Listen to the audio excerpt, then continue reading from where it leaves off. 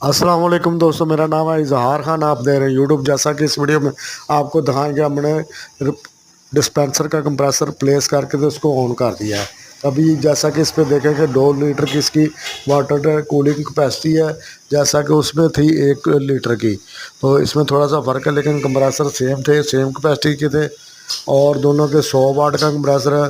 तो बेहतरीन कूलिंग आई इसमें भी और ठंडा आ चुकी है। जैसा कि इसमें देखेंगे नीचे वाला हिस्सा भी बिल्कुल ठंडा हो चुका है, वो भी आपको दिखाते हैं और इसका लोड भी चेक कराते हैं। लोड भी ठीक आया।